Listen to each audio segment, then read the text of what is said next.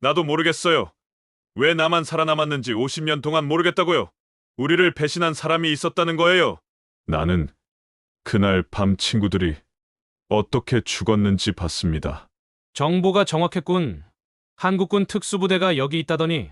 박상훈, 최용기, 한태식 세 분에게 추서로 무공훈장을 수여하기로 했어요. 평범한 일요일 오후였습니다. 정민호 할아버지는 거실 소파에 앉아 손자 우진이와 함께 텔레비전을 보고 계셨어요.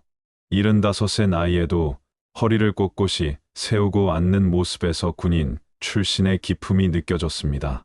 회색빛 머리는 여전히 단정하게 빗어 넘겨져 있었고 주름진 얼굴에는 세월의 흔적이 깊게 새겨져 있었어요. 할아버지, 이 전쟁 영화 재미있어요? 우진이가 화면을 가리키며 물었습니다. 할아버지는 잠시 화면을 바라보다가 조용히 대답하셨어요. 영화는 영화일 뿐이란다. 텔레비전에서는 베트남 전쟁을 다룬 다큐멘터리가 나오고 있었어요. 헬기가 정글 위를 날아다니는 장면이 지나가자 할아버지의 눈빛이 순간 흔들렸습니다. 하지만 곧 평온한 표정을 되찾으며 우진이의 머리를 쓰다듬어 주셨어요. 부엌에서는 아내 숙자 할머니가 저녁 준비를 하고 계셨습니다. 김치찌개 끓는 냄새가 집 안가득 퍼져 있었고 따뜻한 가정의 평화로운 모습이었어요. 할아버지는 이런 평범한 일상이 얼마나 소중한지 누구보다 잘 알고 계셨습니다. 할아버지는 군대에서 뭐 하셨어요? 우진이가 갑자기 물었습니다. 할아버지는 잠깐 망설이시다가 대답했어요. 그냥 나라를 지키는 일을 했단다. 우진이는 더 자세한 이야기를 듣고 싶어 했지만 할아버지는 화제를 돌리셨습니다. 우진아, 숙제는 다 했니? 네, 할아버지. 어제 다 끝냈어요. 그때 현관문에서 초인종이 울렸습니다. 누군가가 정중하게 2번 눌렀어요. 아내 숙자 할머니가 부엌에서 나오며 말했습니다. 여보, 누가 왔나 봐요. 일요일인데 누구일까요? 할아버지는 천천히 일어나 현관으로 향했습니다. 무릎이 조금 아픈 듯 살짝 다리를 절며 걸어가셨어요. 나이가 들면서 몸 여기저기가 아파오기 시작했지만 여전히 의연한 모습이었습니다. 문을 열자 깔끔한 정장을 입은 30대 남성이 서 있었어요. 키가 크고 단정한 인상의 젊은 남자였습니다. 그는 정중하게 인사를 하며 신분증을 보여주었어요. 안녕하십니까? 국정원에서 나왔습니다. 이현준입니다. 할아버지의 표정이 순간 굳어졌습니다. 50년 동안 잊고 살려 했던 기억들이 갑자기 되살아나기 시작했어요. 손은 자연스럽게 떨리기 시작했고 가슴은 두근거렸습니다. 입 안이 갑자기 마르는 것을 느꼈어요. 무슨 일로 오셨습니까? 할아버지의 목소리에는 경계심이 담겨 있었어요. 현주는 주변을 살피며 조심스럽게 말했습니다. 1972년 베트남에서의 일에 대해 여쭤보고 싶은 것이 있습니다. 할아버지는 잠시 침묵했어요. 그 침묵 속에는 50년간 묻어두었던 무수한 기억들이 담겨 있었습니다. 전우들의 얼굴, 정글의 습기, 총성 소리, 그리고 돌아올 수 없었던 그들의 모습이 스쳐 지나갔어요. 특히 박상훈과 최용기, 한태식의 얼굴이 선명하게 떠올랐습니다. 거실에서 우진이가 소리쳤어요. 할아버지, 누구세요? 잠깐만 있어라. 할아버지는 현준을 보며 다시 물었습니다. 정확히 어떤 일 때문에 오신 겁니까? 현준은 서류 가방을 들고 있었어요. 개인적인 이야기라 안에서 말씀드리면 안 될까요? 할아버지는 고민했습니다. 가족들 앞에서 과거 이야기를 하고 싶지 않았어요. 하지만 언젠가는 마주해야 할 순간이라는 것도 알고 있었습니다. 들어오세요. 할아버지는 결국 문을 열어주었습니다. 평범했던 일요일 오후가 이렇게 끝나고 있었어요. 50년 전 그날로 돌아가는 시간여행이 시작된 것입니다. 현준이 거실로 들어서자 우진이가 호기심 가득한 눈으로 바라봤어요. 숙자 할머니도 부엌에서 나와 인사를 했습니다. 어서 오세요. 차라도 한 잔 드릴까요? 감사합니다만 오래 있지는 않을 예정입니다. 할아버지는 우진이에게 말했어요. 우진아, 방에 가서 공부 좀 하렴. 할아버지, 저도 듣고 싶어요. 안 된다. 어른들 이야기니까 방에 가 있어. 우진이는 아쉬워하며 방으로 들어갔어요. 숙자 할머니도 눈치를 채고 부엌으로 돌아갔습니다. 거실에는 할아버지와 현준만 남게 되었어요. 현준은 서류 가방에서 낡은 파일을 꺼내며 말했습니다. 할아버님께서 참여하신 작전에 대한 자료가 일부 기밀해제되었습니다. 할아버지의 심장은 더욱 빠르게 뛰기 시작했어요. 손바닥에 식은땀이 났습니다. 어떤 자료 말입니까? 1972년 10월 코드명 독수리 작전에 관한 내용입니다. 할아버지는 그 이름을 들은 순간 온몸이 얼어붙는 것을 느꼈어요. 독수리 작전. 그 이름을 듣는 것만으로도 가슴이 아파왔습니다. 상훈이와 용기, 태식이의 얼굴이 더욱 선명해졌어요. 그 작전에 대해서는 할 말이 없습니다. 할아버지의 목소리는 단호했어요. 하지만 현주는 포기하지 않았습니다. 할아버님, 국가적으로 중요한 일입니다. 현재 진행 중인 사안과 연결되어 있어요. 그렇게 조용했던 민우 할아버지의 집에 과거가 찾아왔습니다. 50년 동안 잠들어 있던 기억들이 깨어나려 하고 있었어요. 할아버지는 깊은 숨을 쉬며 마음의 준비를 하기 시작했습니다. 현주는 파일을 테이블 위에 놓으며 조심스럽게 말을 이어갔습니다. 할아버님, 당시 작전에 참여하셨던 분들의 명단이 여기 있습니다. 할아버지는 그 종이를 보려 하지 않았어요. 하지만 현준의 다음 말에 고개를 돌릴 수밖에 없었습니다. 박상훈, 최용기, 한태식, 이분들과 함께 하셨죠? 할아버지의 눈에 순간 눈물이 맺혔어요. 그 이름들을 듣는 순간 가슴 깊은 곳에서 뭔가가 무너져 내리는 것 같았습니다. 50년 동안 마음속 깊이 묻어두었던 친구들의 이름이었어요. 왜 그 이름들을 입에 올립니까? 할아버지의 목소리에는 분노와 슬픔이 섞여 있었어요. 현주는 할아버지의 반응을 보며 더욱 신중하게 말했습니다. 북한에서 최근 발견된 문서에 이 작전에 대한 내용이 나와 있습니다. 할아버지는 깜짝 놀랐어요. 북한에서 그 작전에 대해 알고 있다니. 당시에는 극비 중에 극비였던 작전이었는데 어떻게 그들이 알 수 있었을까요? 머릿속이 복잡해지기 시작했습니다. 무슨 소리입니까? 그 작전은. 할아버지는 말을 멈췄어요.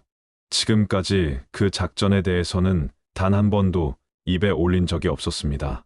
아내에게도, 아들에게도, 그 누구에게도 말하지 않았어요.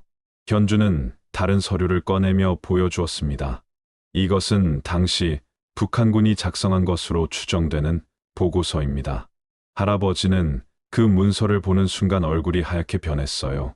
거기에는 자신들의 작전 내용이 상세히 기록되어 있었습니다. 이럴 수가.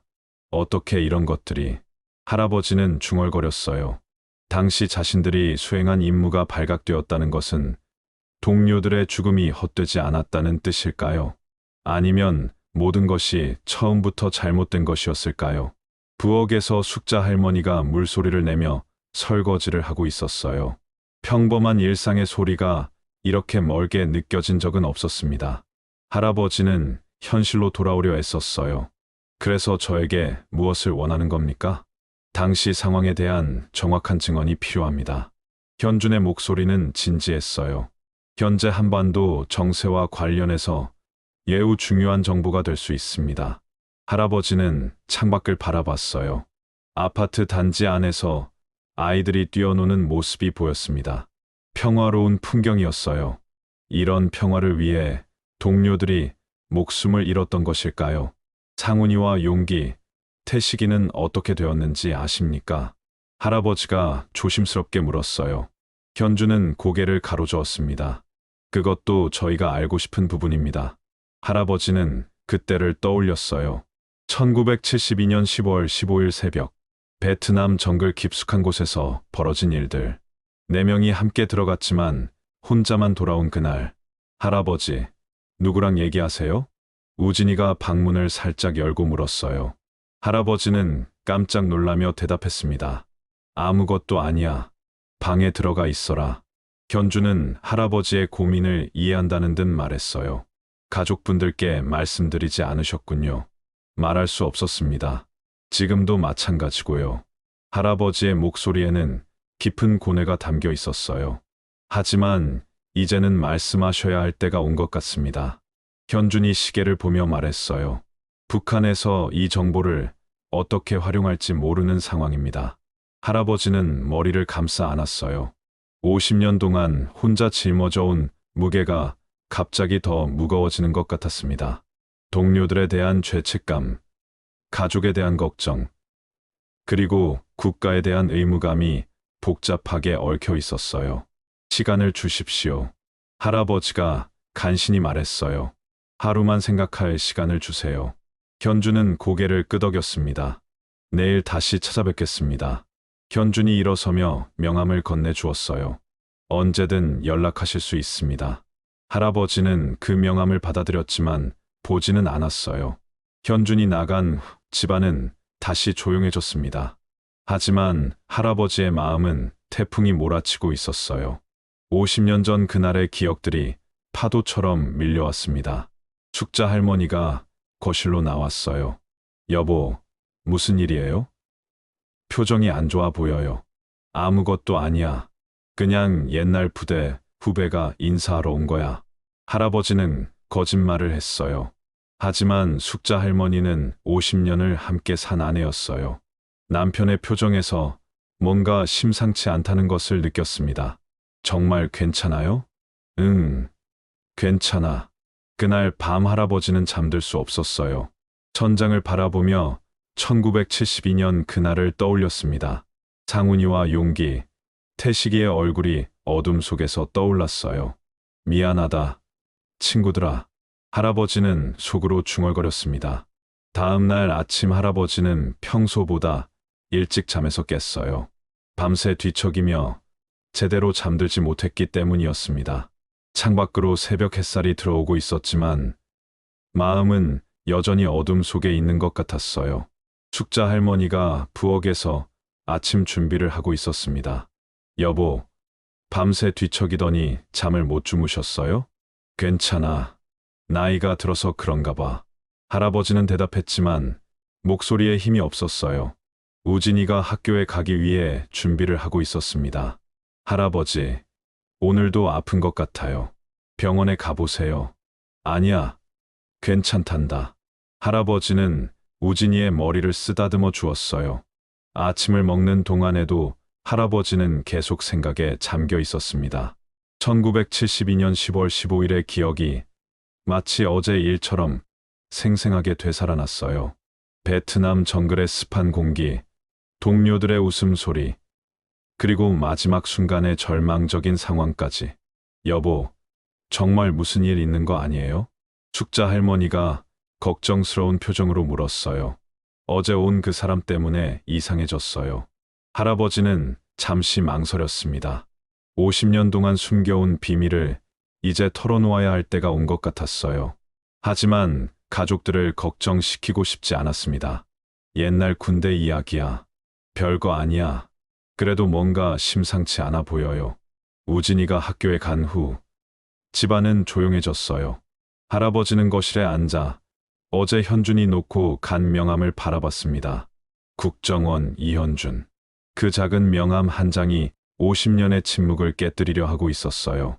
전화를 걸어야 할지 말아야 할지 고민이 되었습니다. 만약 진실을 말한다면 어떤 일이 벌어질까요?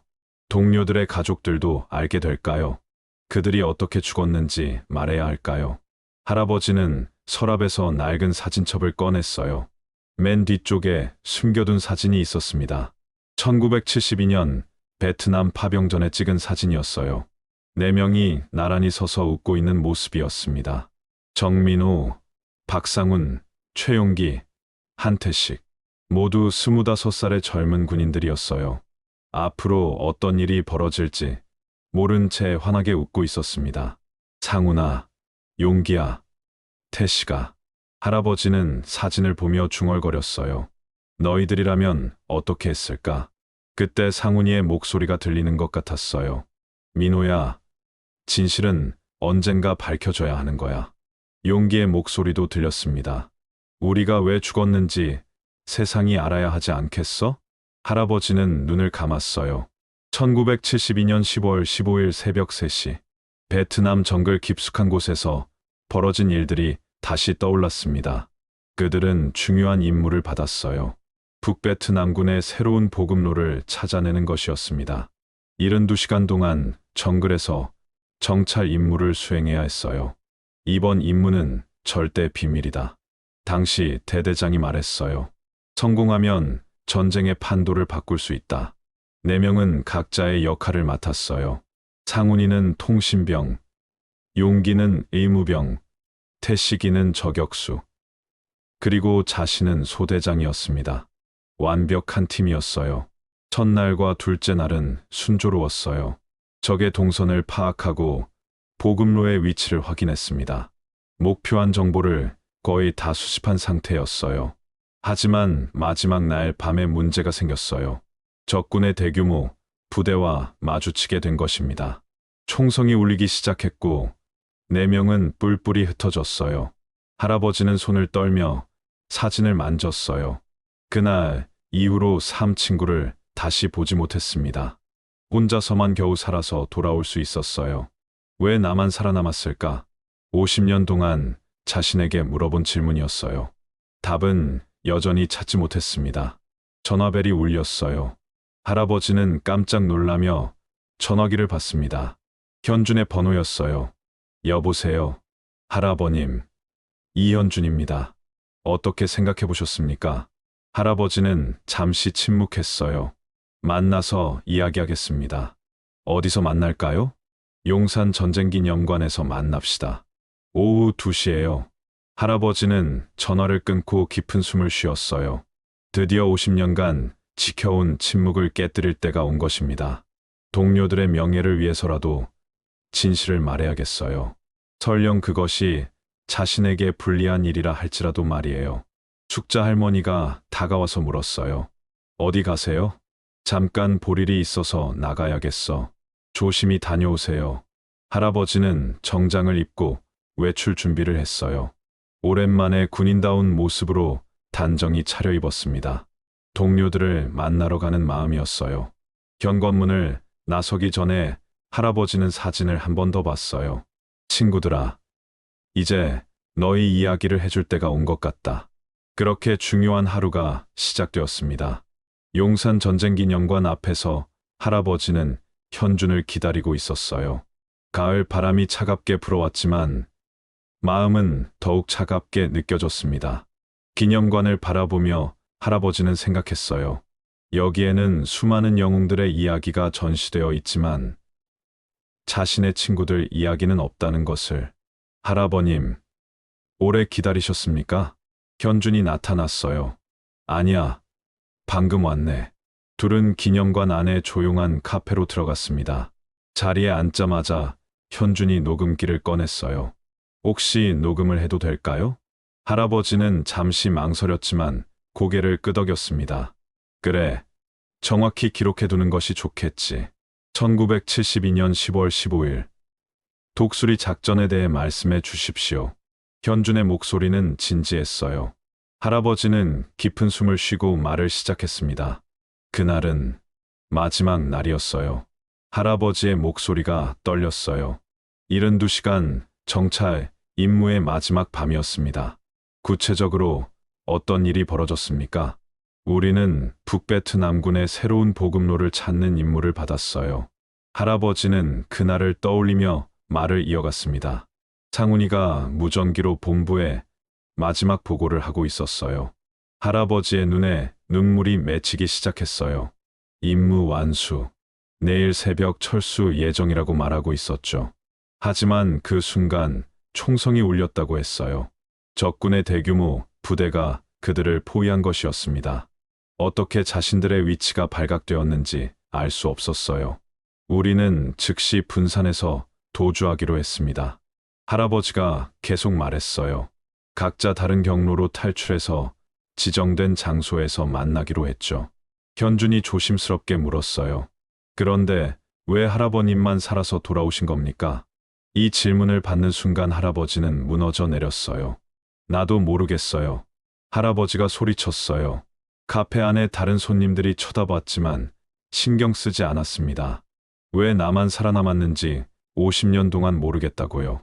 할아버지는 그날 밤의 공포를 생생히 기억하고 있었어요. 정글 속에서 홀로 숨어 있으면서 친구들을 찾으려 했지만 총성만 계속 들렸습니다. 상훈이의 비명 소리, 용기의 도움을 요청하는 소리, 태식이의 마지막 저항 소리. 나는 겁쟁이였어요. 할아버지가 고백했어요. 친구들을 구하러 가지 못했어요. 무서워서 숨어만 있었습니다. 현주는 할아버지의 고통스러운 표정을 보며 말했어요. 그건 생존 본능이었습니다. 잘못이 아니에요. 아니에요. 나는 소대장이었어요. 부하들을 지켜야 했는데 할아버지는 주먹을 쥐며 자신을 자책했어요.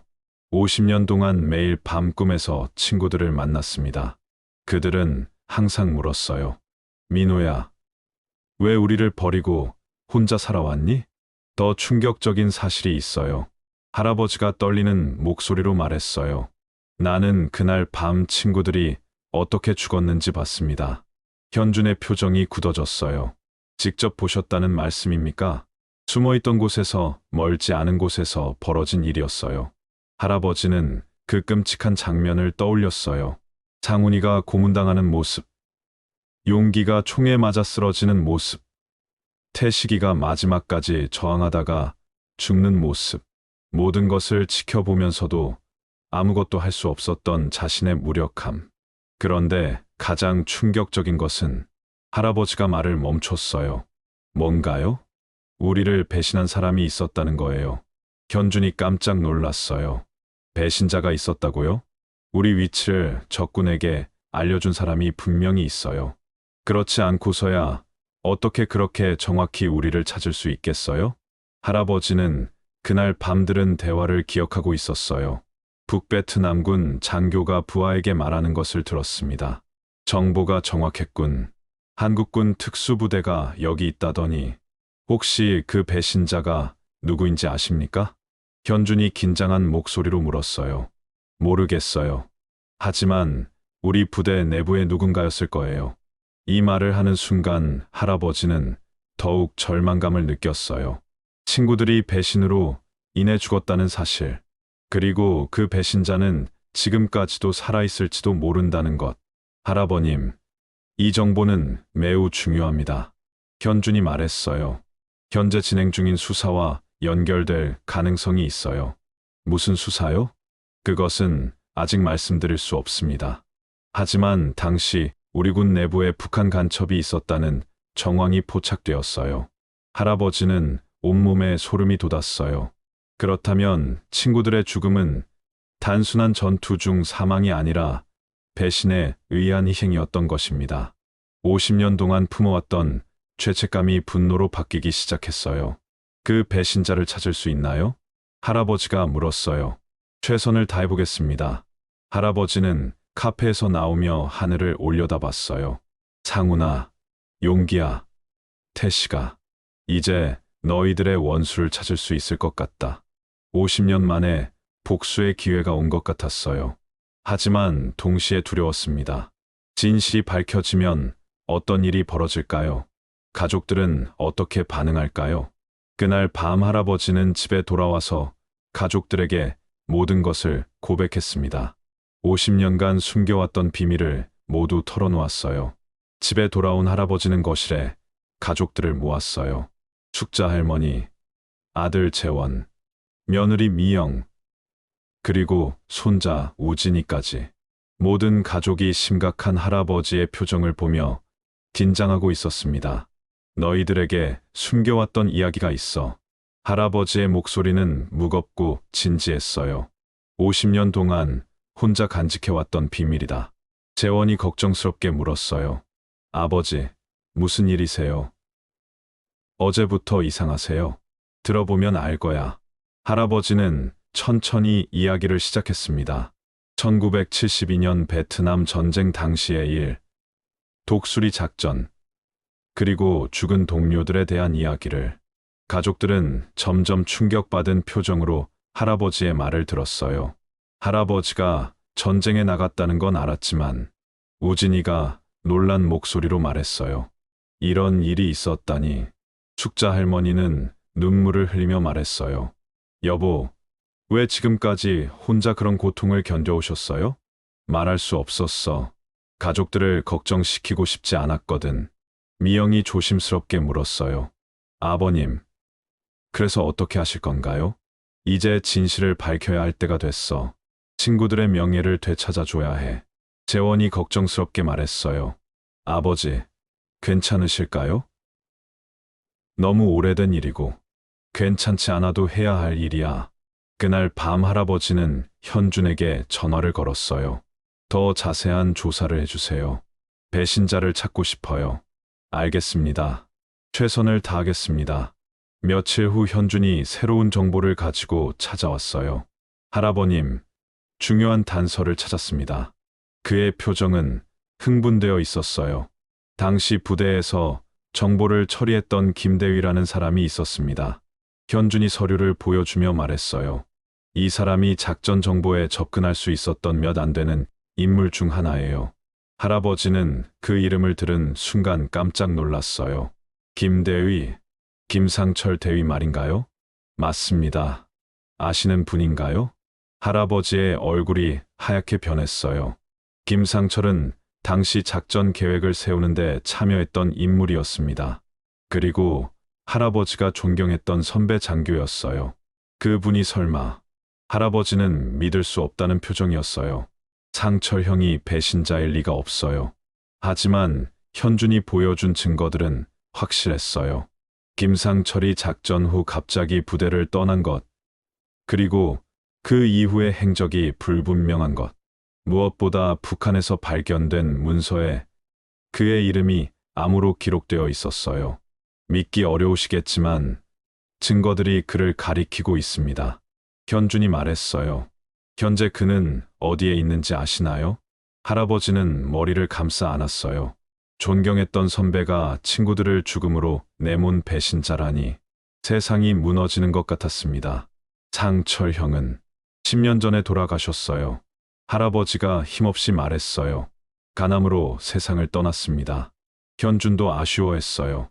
그렇다면 직접 확인할 방법이 없겠네요. 하지만 그분의 가족들은 아무것도 모를 거예요. 할아버지는 복잡한 심정이었어요. 배신자를 찾았지만 이미 세상을 떠난 상황. 그리고 그의 가족들에게 이 사실을 알려야 할지 고민되었습니다. 할아버님, 어떻게 하시겠습니까? 현준이 물었어요. 진실을 공개할 것인지, 아니면 조용히 넘어갈 것인지. 할아버지는 오랫동안 생각했어요. 친구들의 명예를 위해서는 진실을 밝혀야 했지만 무고한 가족들이 상처받을 수도 있었습니다. 어떤 선택이 옳은 것일까요? 일단 김상철의 가족들을 만나보고 싶어요. 할아버지가 결정을 내렸어요. 그들에게 직접 확인해 봐야겠어요. 현준이 고개를 끄덕였어요. 주소를 알아보겠습니다. 조심스럽게 접근해 주세요. 가족들이 놀라지 않도록. 그날 저녁 할아버지는 가족들에게 상황을 설명했어요. 배신자를 찾긴 했지만 이미 세상을 떠난 상태예요. 그럼 어떻게 하실 건가요? 재원이 물었어요. 일단 그 사람의 가족들을 만나볼 생각이에요. 할아버지가 말했어요. 진실을 확인하고 싶어요. 숙자 할머니가 걱정했어요. 여보, 너무 무리하지 마세요. 괜찮아요. 이제 거의 다 왔어요. 할아버지는 창밖을 바라보며 생각했어요. 50년 만에 진실에 가까워지고 있었습니다. 친구들의 억울함을 풀어줄 수 있을 것 같았어요. 하지만 동시에 두려웠습니다. 진실이 밝혀진다면 많은 사람들이 상처받을 수도 있었어요. 그래도 해야 할 일이었습니다. 상훈아, 용기야, 태식아. 할아버지가 속으로 말했어요. 조금만 더 기다려. 곧 너희들의 억울함을 풀어줄게. 이제 마지막 단계만 남았어요. 김상철의 가족들을 만나서 모든 것을 확인하는 일. 할아버지는 마음의 준비를 단단히 하고 있었습니다. 일주일 후 할아버지는 현준과 함께 김상철의 집을 찾았어요. 서울 외곽의 조용한 주택가에 위치한 단독주택이었습니다. 문패에는 김상철이라고 적혀 있었지만 이미 고인이 된 지 오래였어요. 현관에서 중년 여성이 나왔습니다. 김상철의 부인 박정숙이었어요. 어떻게 오신 분들이세요? 현준이 신분증을 보이며 정중하게 말했어요. 국정원에서 나왔습니다. 고 김상철 대위님에 대해 여쭤볼 것이 있어서요. 남편이 돌아간 지 벌써 10년이 넘었는데 할아버지가 앞으로 나서며 말했어요. 저는 정민호입니다. 상철 형과 함께 베트남에서 복무했었어요. 정숙의 표정이 밝아졌어요. 아, 그러시군요. 들어오세요. 거실에 앉자 정숙이 차를 대접해 주었어요. 벽에는 김상철의 군복 사진이 걸려 있었고 각종 표창장들이 진열되어 있었습니다. 할아버지는 그 사진들을 보며 복잡한 마음이었어요. 남편은 항상 베트남 전쟁 이야기를 하곤 했어요. 정숙이 말했어요. 특히 후배들 걱정을 많이 했죠. 할아버지의 가슴이 아팠어요. 만약 김상철이 정말 배신자라면 이 모든 것들이 거짓이라는 뜻이었습니다. 하지만 확실한 증거를 확인해야 했어요. 혹시 남편분이 베트남에서 돌아온 후 이상한 점은 없으셨나요? 현준이 조심스럽게 물었어요. 이상한 점이라고 하면요? 예를 들어 갑자기 돈이 생겼다거나 행동이 달라졌다거나. 정숙은 잠시 생각하더니 고개를 저었어요. 아니요. 그런 건 없었어요. 오히려 전쟁 후유증으로 많이 힘들어했죠. 할아버지가 직접적으로 물어봤어요. 상철 형이 1972년 10월에 부대를 급히 떠난 이유를 아시나요? 정숙의 표정이 어두워졌어요. 그때 일은 남편도 많이 괴로워했어요. 정숙이 말했어요. 후배들이 작전 중에 희생되었다고 하더라고요. 할아버지와 현준이 서로 눈을 마주쳤어요. 김상철이 후배들의 죽음을 괴로워했다는 것은 배신자라는 추정과 맞지 않았습니다. 더 자세히 말씀해 주실 수 있나요? 현준이 물었어요. 정숙은 잠시 망설이더니 입을 열었어요. 남편은 그날 밤 무전을 받았어요. 정숙이 기억을 떠올리며 말했어요. 정민호라는 후배에게서 마지막 보고가 왔다고 했죠. 할아버지가 깜짝 놀랐어요. 제가 상철 형에게 무전을 보냈다고요? 네, 그렇다고 했어요. 임무 완수, 내일 새벽 철수 예정이라고. 할아버지는 혼란스러웠어요. 자신은 그런 무전을 보낸 기억이 없었습니다. 당시 상황이 너무 급박해서 본부와 연락할 여유가 없었어요. 그런데 그 후에 무슨 일이 있었나요? 현준이 계속 물었어요. 정숙의 표정이 더욱 어두워졌어요. 다음 날 아침에 다른 무전이 왔어요. 정숙이 떨리는 목소리로 말했어요. 정민호 소대원만 생존해서 돌아왔다고. 나머지 3명은 모두 전사했다고. 할아버지의 머릿속이 복잡해졌어요. 그렇다면 김상철은 배신자가 아니라 자신들의 상황을 걱정해준 사람이었을까요? 남편은 그 소식을 듣고 며칠 동안 밥도 못 먹었어요. 정숙이 눈물을 흘리며 말했어요. 자신이 후배들을 위험한 곳에 보냈다고 자책했죠. 현준이 서류를 다시 확인했어요. 뭔가 잘못된 정보가 있었던 것 같았습니다. 북한 문서에 암호가 다른 의미일 수도 있었어요. 혹시 남편분이 남긴 일기나 기록 같은 것이 있나요? 할아버지가 물었어요. 네, 서재 일기가 있어요. 보시겠어요? 정숙이 김상철의 일기장을 가져왔어요. 1972년 10월 부분을 펴보니 그날의 기록이 있었습니다. 민호의 마지막 무전을 받았다. 임무는 성공적이었지만 불안하다. 내일 새벽까지 무사히 돌아오기를 기도한다. 다음 날 기록도 있었어요. 최악의 소식을 들었다. 상훈, 용기, 태식이가 모두 전사했다고 한다. 내가 그들을 죽음으로 내몬 것인가? 평생 이 죄책감을 어떻게 감당할까? 할아버지는 일기를 읽으며 눈물을 흘렸어요. 김상철도 자신과 같은 죄책감을 평생 안고 살았던 것입니다. 그는 배신자가 아니라 동료들의 죽음을 애통해한 사람이었어요. 그럼 진짜 배신자는 따로 있다는 뜻인가요? 현준이 중얼거렸어요. 할아버지도 혼란스러웠습니다. 그때 정숙이 말했어요. 아, 그런데 남편이 의심하던 사람이 있었어요. 누구요? 통신대의 이병장이라는 사람이요. 할아버지가 깜짝 놀랐어요. 이용수 병장 말인가요? 네, 맞아요. 남편이 그 사람을 의심했어요.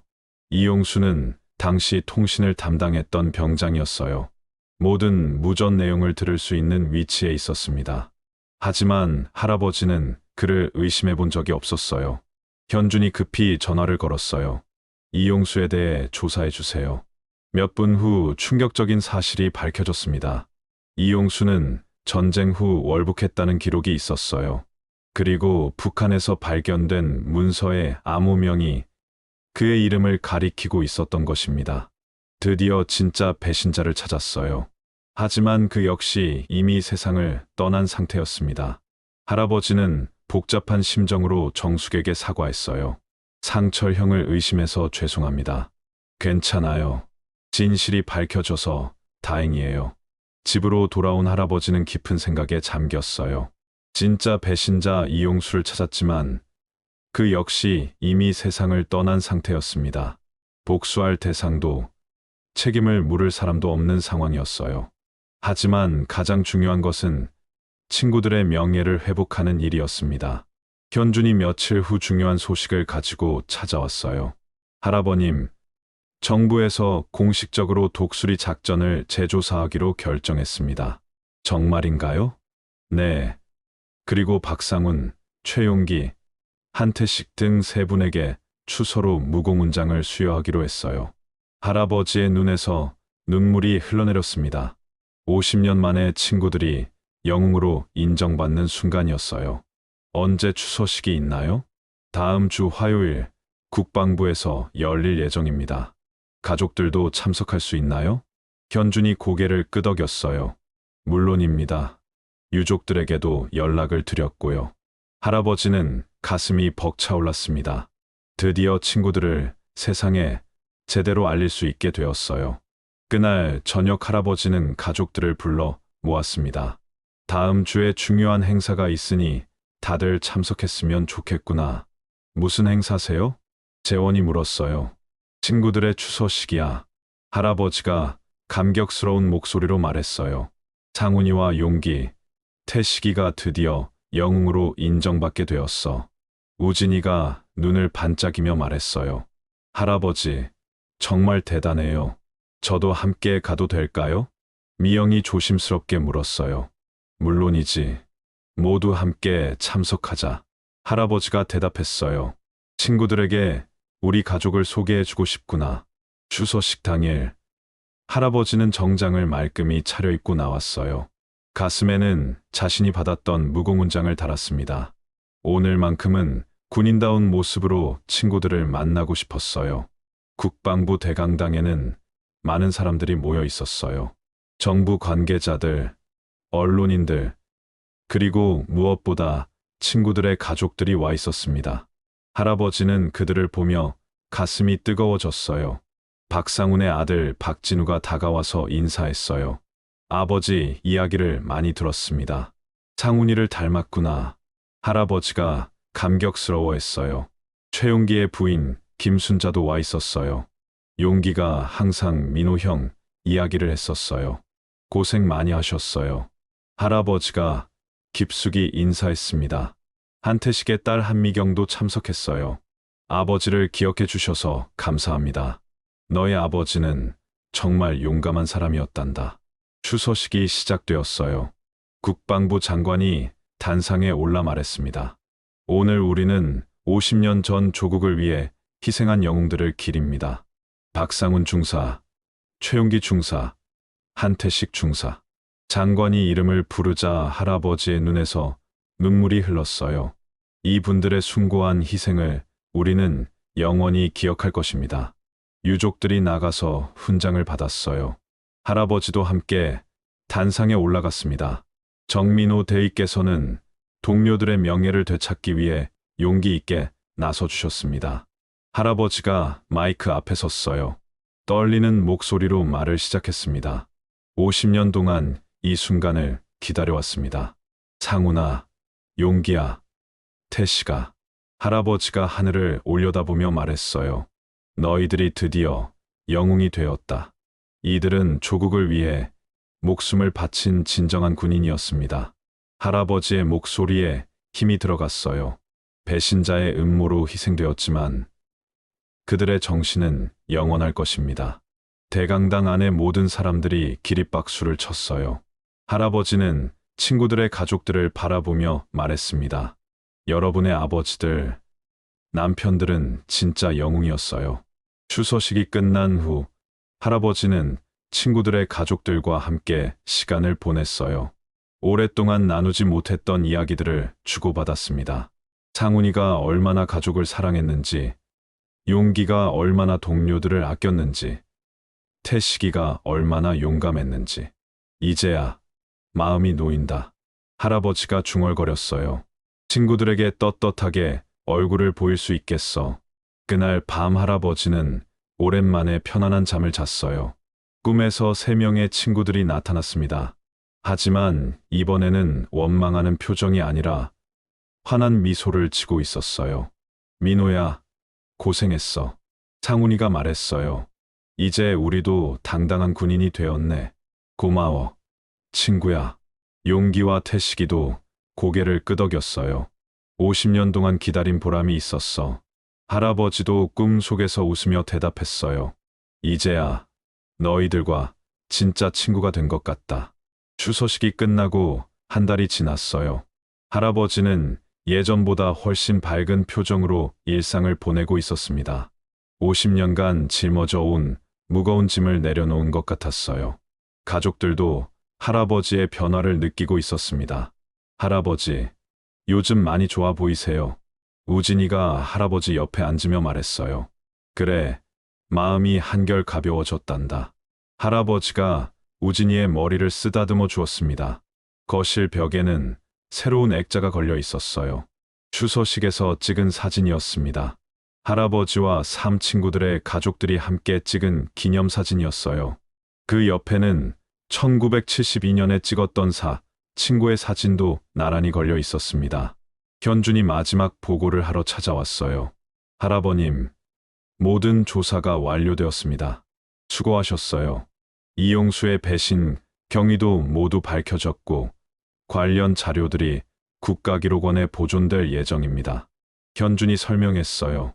후세들이 이 역사를 기억할 수 있도록 말이죠. 할아버지가 고마움을 표했어요. 젊은이가 고생이 많았어요. 아닙니다. 오히려 제가 많이 배웠습니다. 현주는 마지막으로 한 가지 소식을 전했어요. 참, 국방부에서 할아버님께도 감사패를 전달하라고 했습니다. 나는 살아있는 사람이니까 필요 없어요. 그래도 받아두세요. 용기 있는 증언이 없었다면 친구분들의 명예도 회복되지 못했을 거예요. 현준이 감사패를 건네주었습니다. 할아버지는 마지못해 받았지만 마음은 뿌듯했어요. 며칠 후 할아버지는 국립현충원을 찾았어요. 박상훈, 최용기, 한태식의 묘소 앞에 서서 꽃을 올렸습니다. 이제는 당당하게 친구들 앞에 설 수 있었어요. 친구들아, 늦었지만 약속을 지켰어. 할아버지가 조용히 말했어요. 너희들이 진짜 영웅이라는 걸 세상이 알게 되었다. 묘비에는 새로 추가된 글귀가 새겨져 있었어요. 조국을 위해 희생한 진정한 군인. 할아버지는 그 글을 보며 눈물을 흘렸습니다. 상훈아, 내가 항상 말하던 대로 진실은 언젠가 밝혀지는 거였구나. 바람이 불어와 나무잎들이 흔들렸어요. 마치 친구들이 대답하는 것 같았습니다. 용기야, 내가 늘 걱정하던 가족들도 이제 자랑스러워해. 할아버지가 용기의 묘비를 어루만졌어요. 내 부인이 마지막까지 너를 믿고 기다렸단다. 태식아, 내 딸이 아버지를 정말 자랑스러워했어. 할아버지가 태식의 묘 앞에서 말했어요. 내가 얼마나 용감했는지 다들 알게 되었어. 현충원을 나오면서 할아버지는 휴대전화로 가족들에게 전화했어요. 여보, 친구들 만나고 집에 가는 길이에요. 숙자 할머니의 목소리가 따뜻했어요. 저녁 일찍 차려드릴게요. 고마워요. 오늘은 정말 마음이 편해요. 집에 돌아온 할아버지는 손자 우진이와 함께 저녁을 먹었어요. 할아버지, 전쟁 이야기 더 들려주세요. 그래, 이제는 숨길 것도 없으니까. 할아버지는 우진이에게 베트남 전쟁 당시의 이야기들을 들려주었어요. 무서운 이야기만이 아니라 동료들과의 우정, 서로를 아끼는 마음, 그리고 조국에 대한 사랑도 함께 말해주었습니다.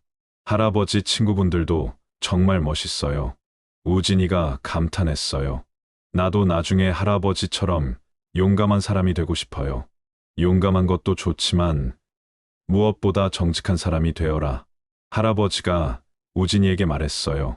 진실을 말하는 용기가 진짜 용기란다.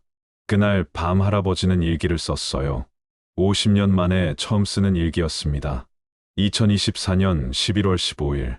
드디어 친구들과의 약속을 지켰다. 상훈이와 용기, 태식이가 진짜 영웅으로 인정받았다. 이제 마음 편히 잠들 수 있을 것 같다. 다음 날 아침 할아버지는 평소보다 일찍 일어나 산책을 나갔어요. 아파트 단지 안을 천천히 걸으며 새벽 공기를 마셨습니다. 하늘이 유난히 맑고 아름다워 보였어요. 산책을 마치고 집에 돌아온 할아버지는 가족들과 함께 아침을 먹었어요. 오늘은 뭘 하실 거예요? 재원이 물었어요. 친구들, 가족들과 만날 약속이 있어요. 할아버지가 대답했어요. 이제 우리는 진짜 가족 같은 사이가 되었거든요. 박상훈의 아들, 최용기의 부인, 한태식의 딸과 함께 점심을 먹으며 할아버지는 많은 이야기를 나누었어요. 과거의 아픈 기억들을 나누면서도 미래에 대한 희망도 함께 이야기했습니다. 삼촌, 아버지들의 이야기를 책으로 써보면 어떨까요? 박진우가 제안했어요. 좋은 생각이네요. 많은 사람들이 이 이야기를 알아야 해요. 김순자도 동의했어요. 영웅들의 진짜 이야기를 말이죠. 할아버지는 그 제안에 깊이 공감했어요. 친구들의 이야기가 더 많은 사람들에게 전해져서 평화의 소중함을 느끼게 하고 싶었습니다. 집으로 돌아온 할아버지는 서재에 앉아 친구들의 사진을 바라봤어요. 이제는 슬픈 표정이 아니라 미소를 지으며 볼 수 있었습니다. 친구들아, 우리 이야기가 많은 사람들에게 전해질 거야. 할아버지가 사진에 대고 말했어요. 너희들의 희생이 헛되지 않았다는 걸 모든 사람이 알게 될 거야. 그날 저녁 온 가족이 모여 저녁을 먹으며 할아버지는 말했어요. 이제 정말로 마음이 편해졌어. 다행이에요. 할아버지. 우진이가 대답했어요. 앞으로는 좋은 추억만 만들어 가요. 숙자 할머니가 남편의 손을 잡으며 말했어요. 할아버지도 아내의 손을 꼭 잡았습니다. 내일 또 다시 찾아뵙겠습니다. 좋아요, 구독은 제작에 큰 힘이 됩니다. 감사합니다.